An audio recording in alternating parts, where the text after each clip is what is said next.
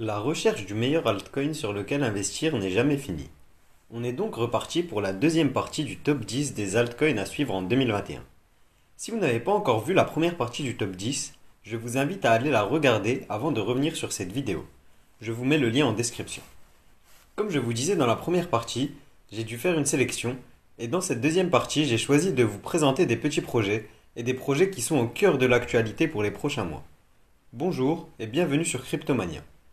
Si vous êtes intéressé par l'investissement sur les crypto-monnaies, n'hésitez pas à vous abonner pour ne rien manquer des actualités du monde crypto et des analyses de projets.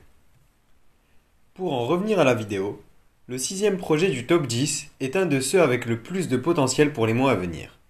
Il s'agit de PancakeSwap, la plateforme d'échange décentralisée de la Binance Smart Chain.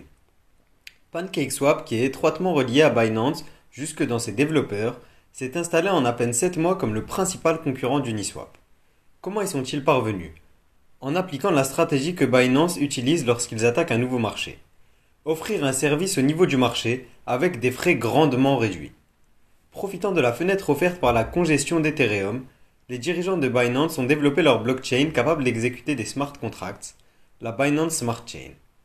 Pour gagner des parts de marché dans l'écosystème de la DeFi, PancakeSwap, qui est un quasi copier-coller de Uniswap dans les lignes de code qu'ils ont créées, est le cœur de ce nouvel écosystème de la finance presque décentralisé sur la Binance Smart Chain. Aujourd'hui, 7 mois après le lancement, le Cake, crypto du projet PancakeSwap, est dans le top 50 des crypto-monnaies à l'échelle mondiale. Sur les dernières 24 heures, près de 770 millions de dollars en crypto-monnaies ont été échangés sur la plateforme PancakeSwap. Ce projet s'est donc installé à une place de choix en un temps record, et plus de 3 milliards de dollars sont investis dans les différents liquidity pools et fermes de stacking du projet.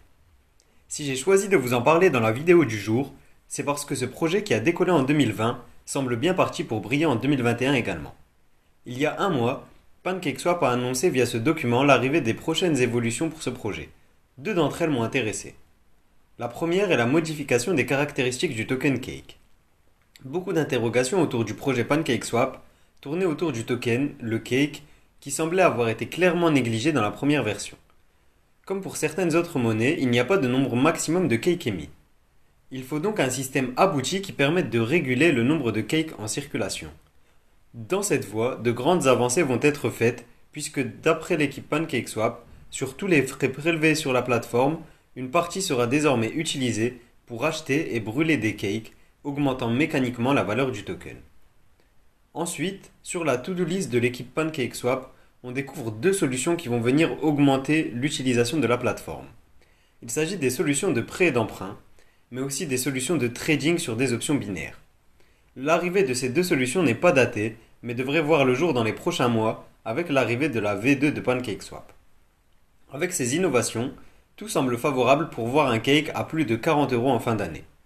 Ajoutez à cela la possibilité de placer ces cakes à plus de 200% et ça en fait un investissement difficile à battre.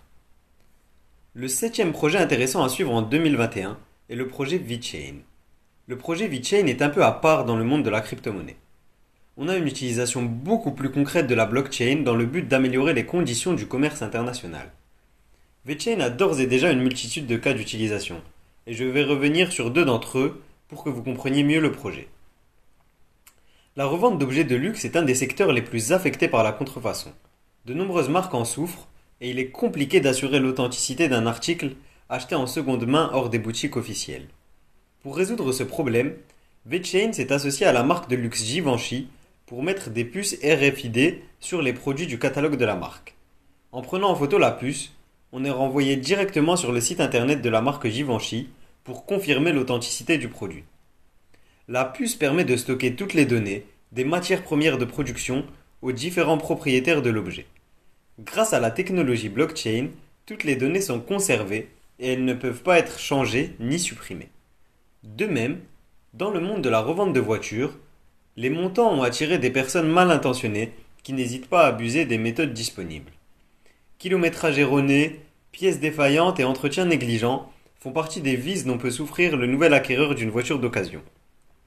VeChain travaille donc avec deux géants de l'automobile, Renault et BMW, pour améliorer la conservation de ces données en utilisant la blockchain.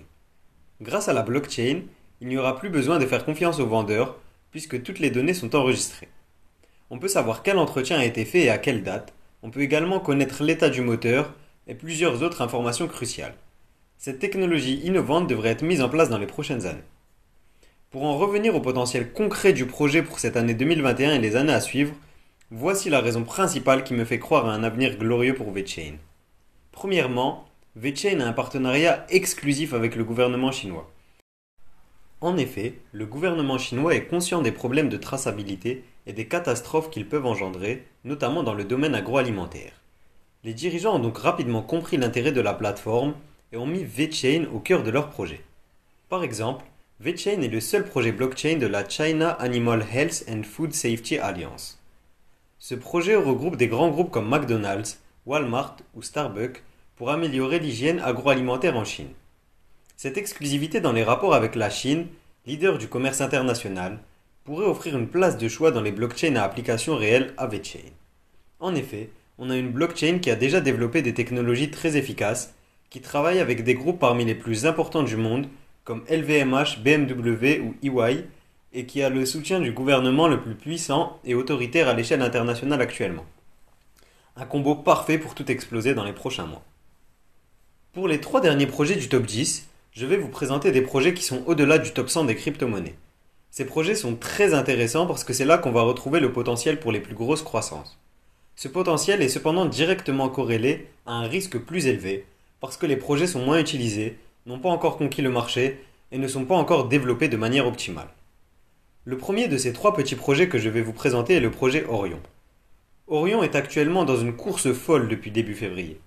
En 2 mois, le cours est passé de 3 € à 20 €, soit une multiplication par 7. Pour quelle raison? Avec l'essor de la finance décentralisée, on voit de plus en plus de plateformes d'échange, de solutions pour stacker ses crypto-monnaies et de liquidity pools différents à rejoindre. Pour nous, investisseurs non professionnels, ça devient de plus en plus compliqué de s'y retrouver et de choisir quelle solution utiliser. L'utilisation d'agrégateurs, qui agissent comme des comparateurs pour offrir aux utilisateurs les meilleures solutions entre toutes celles disponibles, est aujourd'hui une nécessité. Orion est un de ceux-là, probablement un des plus complets en termes d'outils qui seront à disposition. Via sa plateforme décentralisée, Orion permettra à ses utilisateurs de s'inscrire, de déposer des fonds et d'utiliser les solutions de trading et de farming sans preuve d'identité. Parmi les partenaires actuels, on compte déjà des grands noms comme Binance ou encore KuCoin. La dynamique actuelle de cette crypto s'explique par l'accélération des lancements. À la mi-2021, c'est-à-dire cet été probablement, on devrait voir l'arrivée du mainnet et du système d'agrégation de liquidity pools. Avant cela, à partir du mercredi 31 mars, donc après-demain au moment où j'enregistre cette vidéo, le terminal de trading sera public. Le protocole Orion est donc en plein dans son actualité, et s'il vous intéresse, dites-le moi en commentaire et je vous ferai une vidéo plus précise sur ce projet et son token ORN. La crypto-monnaie est actuellement 218e au classement. La voir dans le top 100 à l'été, avec l'arrivée de l'agrégateur de liquidity pools, ne serait absolument pas une surprise. Affaire à suivre. Le 9e projet est dans un domaine auquel je suis particulièrement attaché, puisque c'est mon domaine de travail, le traitement et la gestion de données informatiques. Dans le monde digital actuel, les données ne cessent de prendre de la valeur, devenant de véritables actifs stratégiques pour des entreprises comme Google ou Facebook.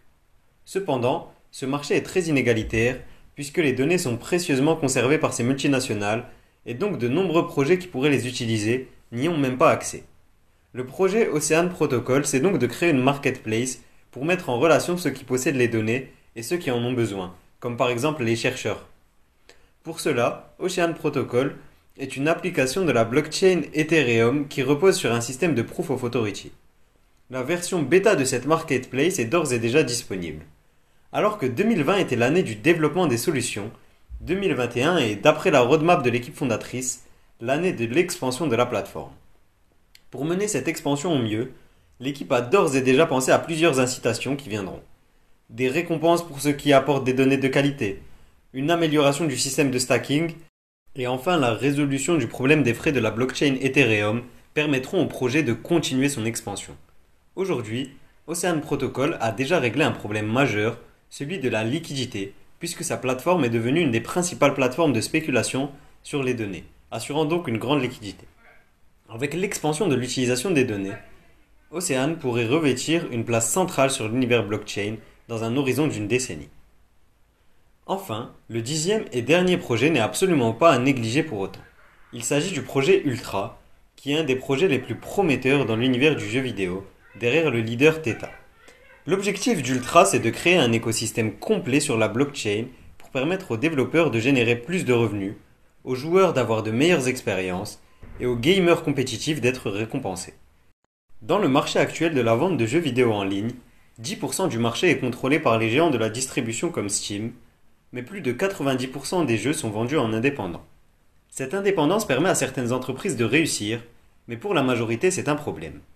Entre le monopole des distributeurs, la difficulté à découvrir de nouveaux jeux pour un gamer, et l'arrivée du phénomène des streamers, presque plus célèbres que les sportifs, on a affaire à un marché en pleine évolution et qui présente une multitude d'opportunités. Le réseau Ultra n'est pas encore totalement disponible et est actuellement en plein dans les phases de test grandeur nature. Ces tests sont divisés en vagues et la vague 1 arrive à sa fin. Durant cette vague, les streamers de la plateforme Theta ont pu tester la plateforme et donner leur retour. Pour l'occasion, le premier jeu de la société Ultra a été lancé et a été offert en test à ces streamers. Les tests et le développement du projet devraient continuer dans les prochains mois, mais un événement majeur devrait arriver. C'est le lancement public de la plateforme Ultra.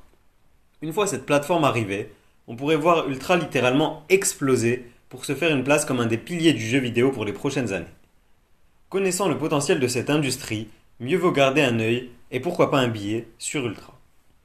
Avant de conclure sur cette vidéo, je tenais à vous rappeler que ce n'est pas des conseils d'investissement, simplement des projets intéressants que je vous invite à suivre. Avant d'investir, faites vos propres recherches et pesez le pour et le contre en l'adaptant à votre situation. Ces projets ne sont pas les seuls, et plein d'autres sont très intéressants.